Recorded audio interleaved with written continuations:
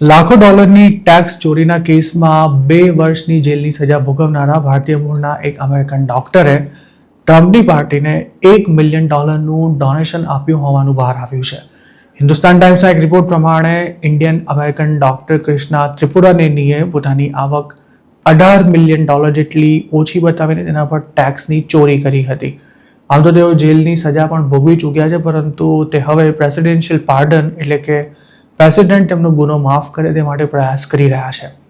આ જ કવાયતના ભાગરૂપે તેમણે રિપબ્લિકન પાર્ટીને આપેલા $1 મિલિયન ડોનેશનને શંકાની નજરે જોવામાં આવી રહ્યું છે. આ ડોક્ટર 2026માં પ્રેસિડેન્ટ ડોનાલ્ડ ટ્રમ્પના સૌથી મોટા ભારતીય મૂળના ડોનર પણ બની ગયા છે.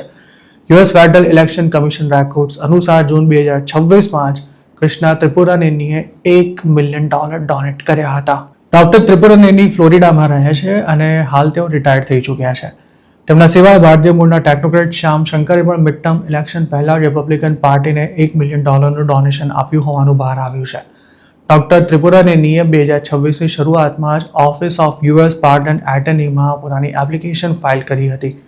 જો તેમને માફી મળી ગઈ તો તેઓ વોટ આપવા સહિતના સિવિલ રાઇટ્સ ફરી પ્રાપ્ત કરી શકશે અને સાથે જ્યુરી તરીકે સર્વ કરી શકશે અને પબ્લિક ઓફિસમાં પણ જવાબદારી નિભાવી શકશે.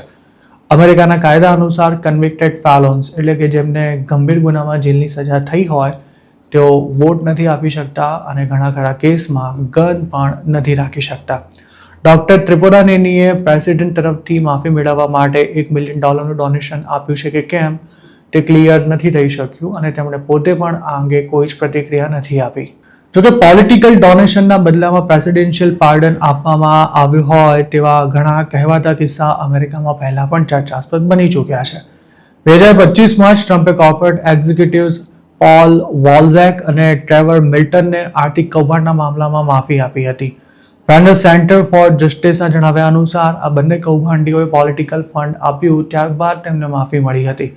તેવી જ રીતે ક્લિન્ટન અને જ્યોર્જ ડબલ્યુ બુશના કાર્યકાળમાં પણ આવા અમુક કહેવાતા કિસ્સા સામે આવ્યા હતા. તાજેતરમાં જ ટ્રમ્પને $1 મિલિયન ડોનેશન આપનારા ડોક્ટર ત્રિપુરાનેની રિપબ્લિકન્સની સાથે ભૂતકાળમાં ડેમોક્રેટ્સને પણ ડોનેશન આપતા રહ્યા છે, પણ અત્યાર સુધી તેની રકમ ખૂબ જ ઓછી હતી. યુએસ ફેડરલ ઇલેક્શન કમિશનના ડેટા અનુસાર 2024માં તેમણે નિકી હેલીના પ્રેસિડેન્શિયલ કેમ્પેઇનને $25,000 આપ્યા હતા, જ્યારે 2014માં માર્કો રૂબિયોના કેમ્પેઇન માટે તેમણે $1,000 ડોનેટ કર્યા હતા. ડોક્ટર ત્રિપુરાનેનીને 2013માં અરેસ્ટ કરવામાં આવ્યા હતા. તેમના પર 2004થી 2008 દરમિયાન $18 મિલિયન આવક છુપાવવાનો આરોપ હતો, જેના કારણે સરકારને $6.3 મિલિયનની ટેક્સ રેવન્યુ ગુમાવવી પડી હતી. ત્રિપુરાનેનીએ આ $18 મિલિયન પોતાની કંપનીના ખર્ચા તરીકે ગણાવી તેનાથી ફ્લોરિડામાં નવું મકાન બનાવ્યું હતું, અપાર્ટમેન્ટ્સ ખરીદ્યા હતા, ઇન્ટિરિયર ડિઝાઇનર કરાવ્યું હતું, તેમજ પોતાના સંતાનોની ટ્યુશન ફી પણ ચૂકવી હતી. આવા કેટલાક પેમેન્ટ્સને પ્રોફેશનલ કન્સલ્ટિંગ ઉપરાંત બિલ્ડિંગ રિપેર્સ અને અન્ય પરચુરણ ખર્ચામાં ખપાવી દેવામાં આવ્યા હતા. ધરપકડ બાદ આ ડોક્ટરે ગુનો સ્વીકારવાનો ઇનકાર કર્યો હતો, પરંતુ 2015માં તેમણે ખોટું ટેક્સ રિટર્ન ફાઇલ કરવાનો ગુનો કબૂલ કરી લીધો હતો અને સાથે જ $11.8 મિલિયન જેટલી રકમ સરકારને ચૂકવવાની પણ તૈયારી દર્શાવી હતી. તેમજ 2 વર્ષ જેલમાં વિતાવ્યા બાદ તેઓ બહાર આવ્યા હતા. છૂટ્યા બાદ તેમને 1 વર્ષ પ્રોબેશનમાં રખાયા હતા અને 200 કલાકની કોમ્યુનિટી સર્વિસની સજા પણ કરાઈ હતી. આવા જ અન્ય એક મામલામાં 2024માં તત્કાલીન પ્રેસિડેન્ટ જો બાઇડને મિશિગનમાં ફાર્મસી ચલાવતા તેમજ જે તે વખતે મિલિયન્સ ઓફ ડોલર્સનું ફ્રોડ કરનારા બાબુભાઈ પટેલ નામના એક ગુજરાતીને માફી આપી હતી.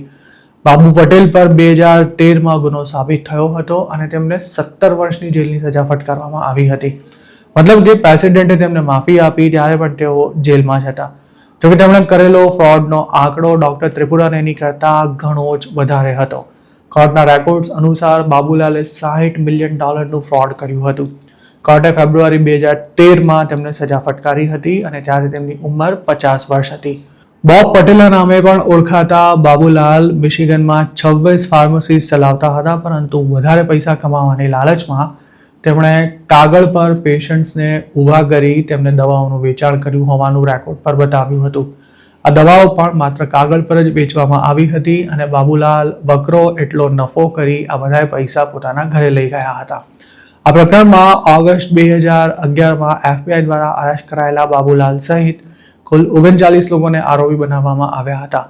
તેના માસ્ટરમાઇન્ડ બોબ પટેલ હતા, જ્યારે વહીવટ સંભાળવાનું કામ તેમનો ભાઈ વિનોદ પટેલ કરતો હતો.